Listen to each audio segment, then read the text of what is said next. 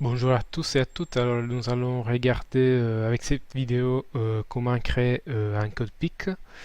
Qu'est-ce que c'est un code PIC? Il s'agit d'un code qui permet à la Commission européenne d'identifier les candidats au projet européen.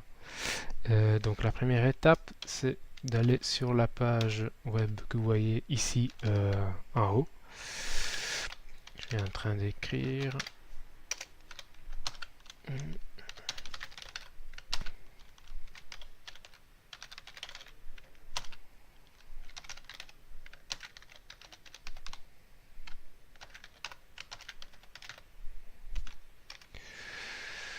Voilà, on y va. Alors, on est sur le portail des participants qui est votre porte d'entrée pour la soumission électronique de dossiers européens, notamment pour les programmes Europe Créative, Erasmus Plus, Europe pour les citoyens, etc. Donc, première chose à faire, c'est de se loguer ici à droite. Autrement, il faut créer un compte en cliquant ici sur Create an account. Compléter ce formulaire en y insérant une adresse mail professionnelle. Donc moi j'ai déjà un login, donc je reviens en arrière.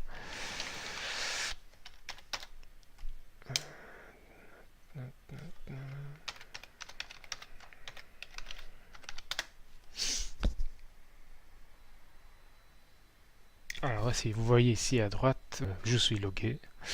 Et maintenant je peux aller dans l'onglet Organisation et cliquer sur Register. Il se peut que votre commune ou votre CPS soit déjà dans ce registre et je reviendrai sur ça dans quelques secondes. Donc vous avez cette page qui s'affiche. Ici on précise que il faut avoir un seul code, un seul enregistrement. Un seul enregistrement dans le système. Donc si votre commune ou votre CPS est déjà enregistré, il ne faut pas créer un nouveau code PIC, mais utiliser celui qui existe déjà, et je vous montrerai comment. Donc ici on clique sur Register Organization. On est redirigé sur une autre page. Donc ça c'est important. Il faut garder à portée de main par exemple le numéro de TVA de votre commune, si votre commune a un numéro de TVA, ou l'extrait de l'enregistrement, par exemple l'enregistrement d'un CPS à la Banque Carrefour des entreprises. Il faut 5-10 minutes pour compléter le formulaire qu'on va voir. Et à la fin de ce processus, vous aurez un code PIC. Donc ici, on clique sur Next. Et voilà, on commence à remplir le formulaire.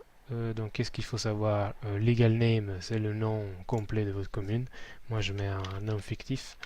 Administration communale, ici, je vais déjà faire des tests, ça ira plus vite. Un nom fictif, donc administration communale de Bruxelles-sur-Mer, juste parce que je viens de la mer. Donc le pays d'enregistrement de, de, de, de cette entité, c'est évidemment la Belgique. Donc comme je disais avant, le numéro d'enregistrement pour les communes, il n'y en a pas. Pour le CPS, c'est le numéro d'enregistrement à la Banque Carrefour des entreprises. Et il faut l'encoder ici, dans cette case. Numéro de TVA, si votre commune ou votre CPS a un numéro de TVA, il faut le mettre. Et si ça n'existe pas, alors voilà, on clique ici. Numéro de TVA pas applicable. Et ici, vous mettez le site web de la commune si vous voulez. Moi, je ne le mets pas parce que bon. Voilà, on continue maintenant à encoder des informations. Ah voilà, ce que je voulais vous montrer. En fait, ici, si votre commune a déjà un code PIC, est déjà sur le registre des participants, vous allez le voir. C'est le cas, par exemple, de Forêt d'Escarbeke, donc qui ont déjà un code PIC. Donc là, il ne faut pas créer un nouveau code PIC, surtout pas. il faut cliquer ici, Use this pic. Il y a une nouvelle page qui s'affiche et ici, il me demande de contacter l'organisation, donc dans ce cas la commune de Forêt, pour pouvoir avoir accès au code PIC. Cela me permet de le retrouver. Mais pour pouvoir l'utiliser, je dois contacter la personne qui a centralisé ce code PIC en remplissant ce formulaire, dire ah, cher monsieur, chère madame, je dois utiliser ce code PIC. Et donc la personne pourra vous donner accès au code PIC de la commune de Forêt, dans ce cas. Et je vais vous montrer plus tard comment donner accès. Donc là, je reviens en arrière, ça juste pour dire qu'il ne faut pas créer un nouveau code PIC si la commune a déjà un code PIC, si le CPS a déjà un code PIC. Mais il faut tout simplement demander l'accès en suivant la procédure que je viens de vous montrer. Maintenant, alors, je suis la commune de Bruxelles-sur-Mer, on va dire, qui n'a pas de code PIC et qui veut créer un code PIC. Du coup, je vais cocher ici cette case. None of the organizations above corresponds to blabla and I want to proceed with the registration of blabla. Donc, il n'y a aucune organisation ici qui correspond à ma commune. Je vais créer un code PIC. Je coche ici et je clique sur Next.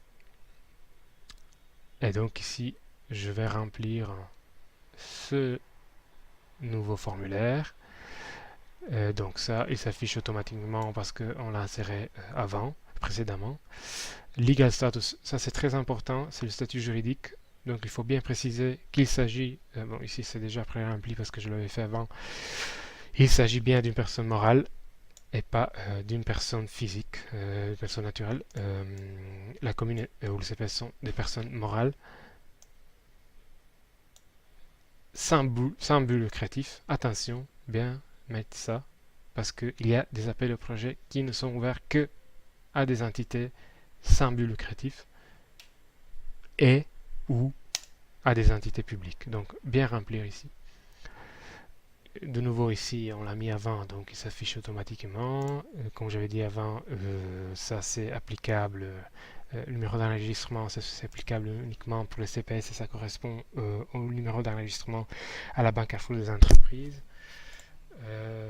Sur cet acte, vous pouvez voir la date aussi, et donc vous la mettez ici, vous la copiez. Et l'autorité, évidemment, c'est la Banque Carrefour des entreprises. Pour les CPS. Legal form, ici, malheureusement, la commission n'a pas mis la bonne réponse pour les communes et pour les CPS. Tout simplement, ça n'existe pas dans cette liste. Donc, il faut choisir unknown, inconnu. Donc, TVA, numéro de TVA, même chose qu'on a dit avant.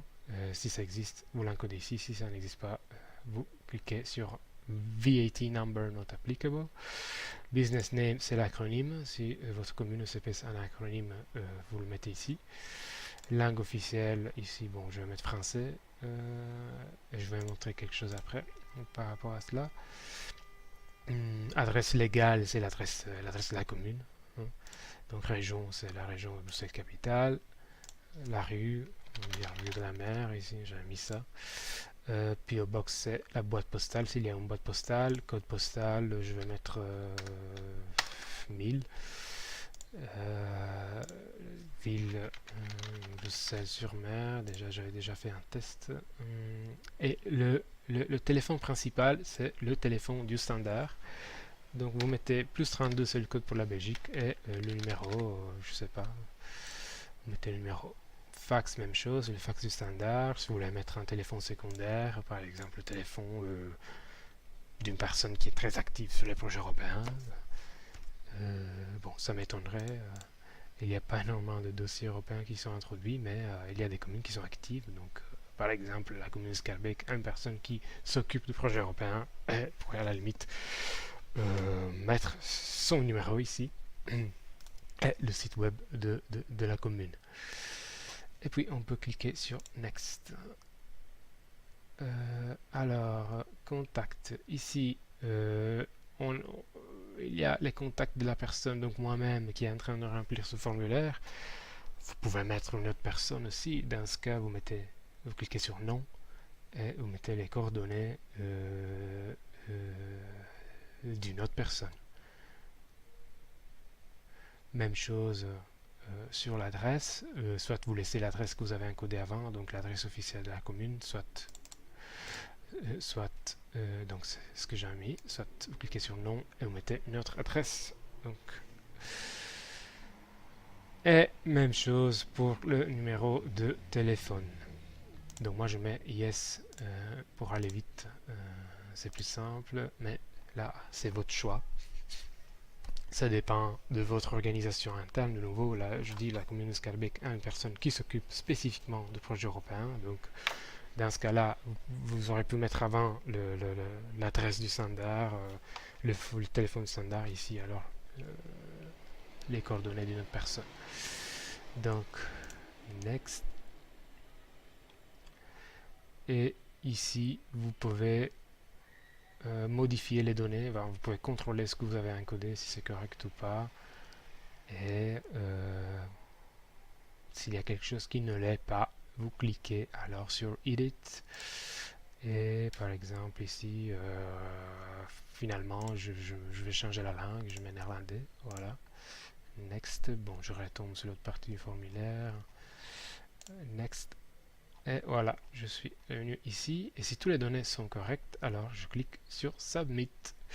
Et avec ceci, j'aurai le numéro de PIC qui s'affichera dans un nouvel écran. Je ne vais pas cliquer moi sur Submit parce que ici, j'ai écrit des choses qui n'existent pas dans la réalité. Donc, on ne va pas créer un code PIC pour une commune qui n'existe pas. Donc, vous allez recevoir votre code PIC aussi par email. Maintenant, ce que je voudrais vous montrer, c'est comment, une fois que vous avez le code PIC, comment donner accès à un collègue. Hein. Je reviens à la page initiale, voilà. Ici, je suis logué, j'ai déjà un code PIC. Bon, je vais cliquer sur My Organization.